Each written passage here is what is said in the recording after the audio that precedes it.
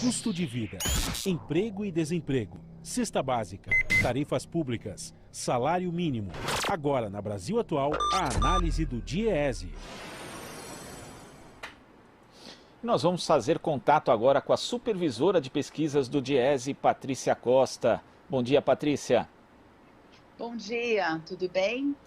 Tudo certo, dentro aí, obviamente, desse cenário de pandemia, né? Mas vamos indo, Patrícia.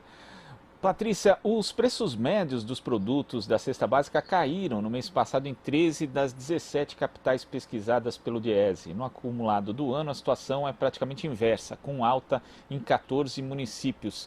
Que conclusões a gente pode tirar a partir desse levantamento feito pelo DIEESE, Patrícia? Então, quando a gente olha os resultados do mês de julho, né, eles parecem ser favoráveis, uma vez que houve queda em 13 capitais, onde o DIEESE realiza a cesta básica, a pesquisa de cesta básica de alimentos. Porém, para a gente observar esse resultado, é preciso um pouco mais de cautela, porque os dois produtos que mais puxaram a cesta foram o tomate e a batata. E eles são dois produtos in natura. E eles, ao longo do ano, eles têm forte oscilação de preço, os dois têm fortes oscilações de preço por conta dos períodos de safra, ou entre safra, ou por problemas climáticos. Porém, acho que a nossa atenção ela pode se voltar para os produtos que tiveram alta.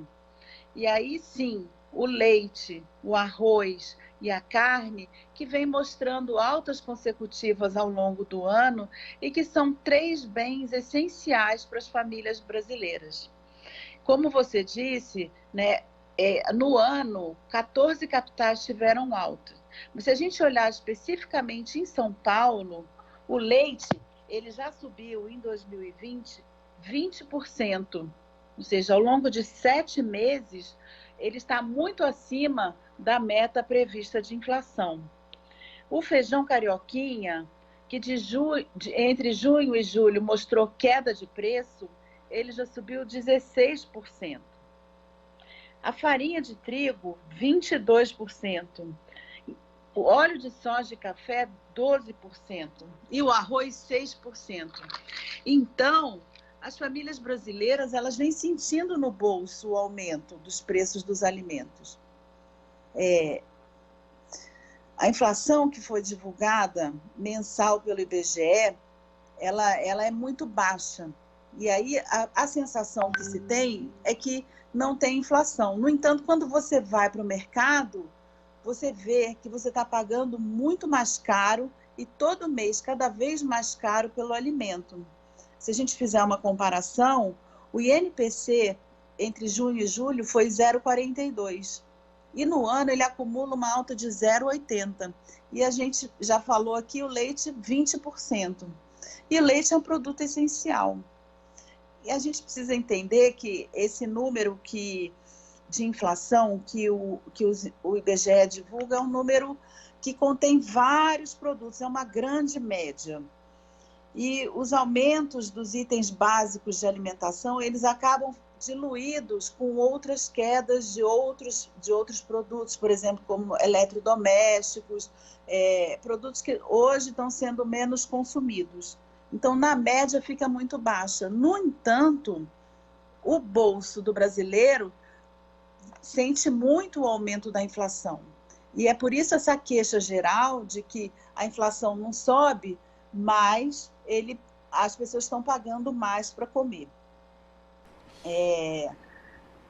Pois não. Isso, né, Patrícia, aliado ainda a um cenário de desemprego, né, de alta do desemprego e também de queda do rendimento médio do trabalhador. E também as pessoas que têm sido admitidas, o salário de admissão é menor do que o salário da pessoa que foi demitida. Então, a gente ainda tem, para os mais pobres, como você destacou, os produtos que pesam mais no orçamento subindo, né, mesmo com a taxa média da inflação muito baixa. É um cenário bem preocupante, não, Patrícia? É muito preocupante. Se você olhar que uma cesta em São Paulo, ela custa R$ 484 para alimentar uma pessoa, E para uma família de 4 pessoas, 2 adultos e 2 crianças, a gente podia estimar um gasto de R$ 1.440, que é um valor muito acima, primeiro, do salário mínimo e segundo, do auxílio emergencial, né?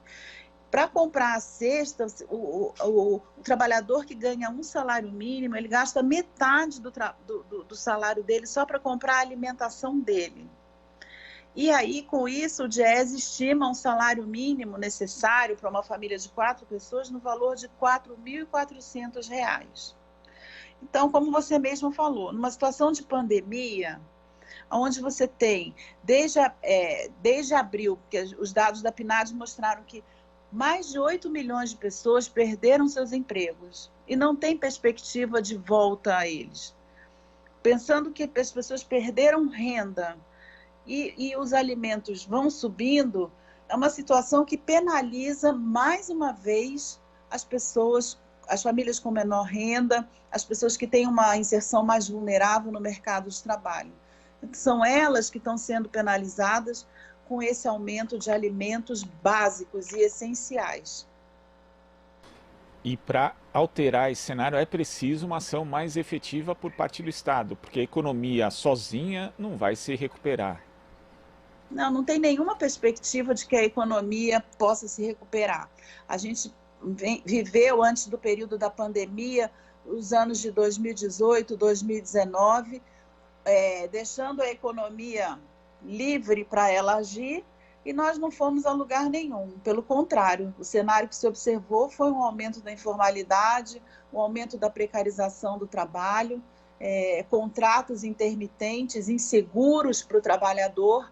Então, realmente, se não tiver uma ação efetiva, um olhar do governo para as famílias mais pobres, né, que já estão sendo penalizadas, porque são pessoas dessa família que estão morrendo na pandemia, que não conseguem muitas vezes acesso à saúde, são essas pessoas dessa família que estão pagando mais caro para comer, porque para elas esse dinheiro faz diferença, né? E são elas que estão sendo penalizadas no mercado de trabalho. Enfim, é injusto esse peso que se coloca para as famílias de baixa renda.